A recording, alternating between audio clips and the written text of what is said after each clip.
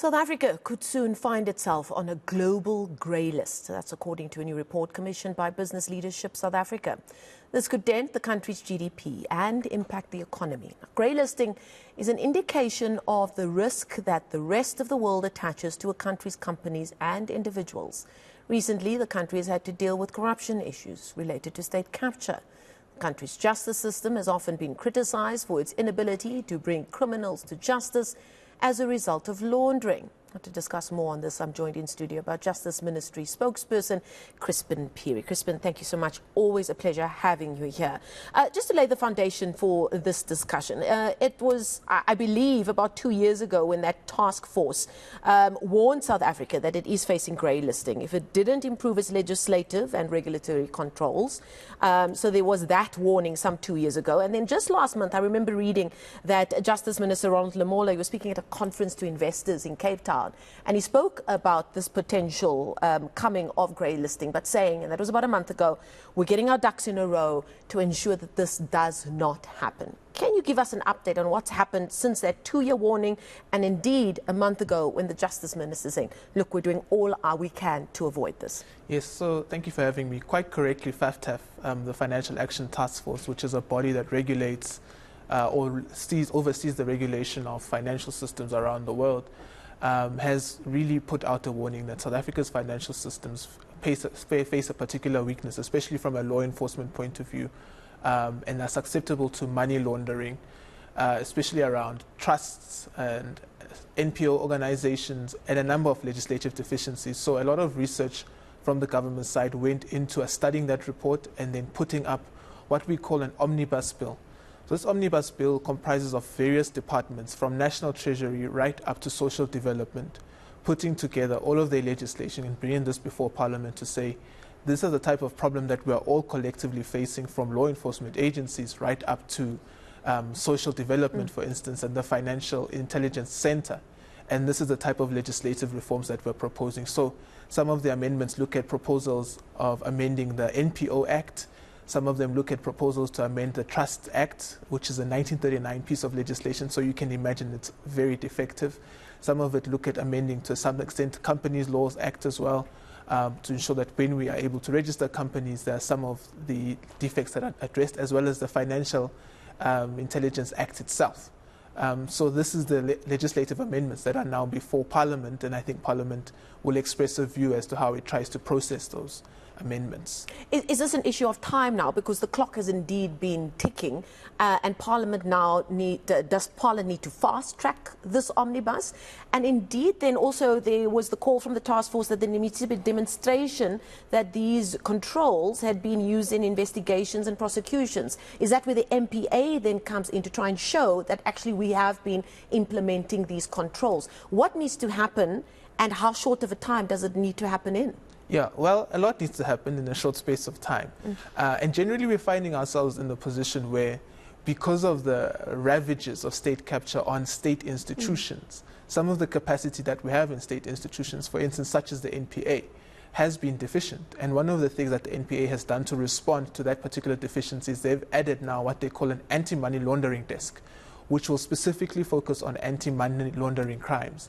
But also the NPA, including the Department of Justice, have improved their capacity to solicit mutual legal assistance information from other jurisdictions across the world. Because you know the type of crime that we're speaking of here is a complex crime that would span across multiple jurisdictions at times. And platforms, including virtual? Including new forms of currencies as well that are now coming into the foray. So this type of capacity needs to be in the state. So we have seen from our side, as under the Department of Justice, we have sent out multiple mutual legal assistance requests to multiple jurisdictions, from Canada to India to the USA. In fact, for example, one of the seminal cases that are also involved that we have finalized a mutual legal assistance in is the Steinhoff case, which is a very important case in the life of South Africans as well.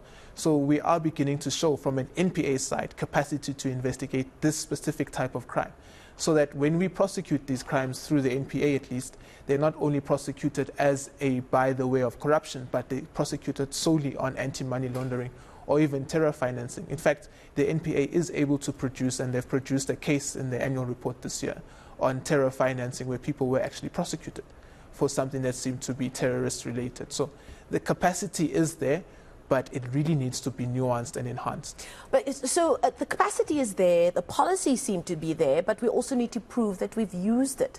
Are we able to do that? The capacity is growing. It's not perfect, but the capacity is growing.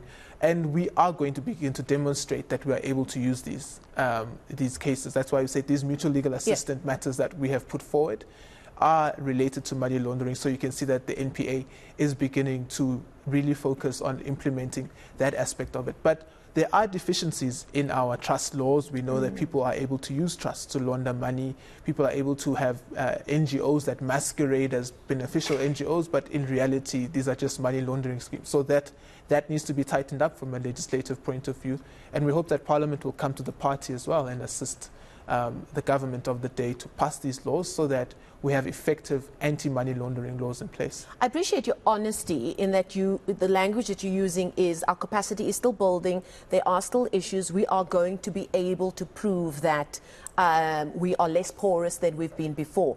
But is that going to be good enough for this task force against the deadlines that they are holding over our heads? And what are those deadlines? So I believe that they're going to be reviewing us again in February. Yeah. But the point is, I think they would have to consider. That's around the corner. They would have to consider progress, and they would have to show that, they would have to see rather that South Africa has really put in place measures to address the deficiencies that are there. There are jurisdictions across the world who simply don't respond to FAFTF and go on their own tirade and do their own things. So we are a different jurisdiction. Agreed, we shouldn't be in this position, and it's really something that I think is truly regrettable. But what is most demonstrable is the efforts to correct what is not right, and I think that's not in doubt as we speak. Now, we're talking about the examples we've spoken about are quite high levels. So we'll talk about state capture, we spoke about Steinhoff. The ordinary South African watching this saying, oh, so it's got nothing to do with me, but it really does, because if the grey listing goes ahead, South African individuals and companies will become subject to enhanced due diligence. It will be more difficult to move money around and that kind of thing. What kind of impact could ordinary South Africans face if this does go ahead? Exactly that. So the cost of borrowing could change slightly. So it will have major economic effects. And on the back of our interest rates keeping on an upward trajectory, that really won't be good news, will it? No, it definitely won't be. But the point is, I think we will be able to get out of the situation. Even if we are grey listed with these interventions, it will not be a matter of us being on the grey list for a demonstrable amount of time. So with these measures in place, we've seen other jurisdictions across the world as well deploying similar measurements, and they were able to get out of that list upon the next review. So we think that we will also be in that position should this not be a demonstrable effect enough for the FAFTF officials. Then we do believe that we will not be on that list for a considerable amount of time. Okay, so we keep our eyes out for developments as we head towards February, which is the deadline that we're waiting for from that task force. Indeed. Thank you so much for your time. As always, Chrispin Phiri is the spokesperson for the Ministry of Justice. We thank him for his time.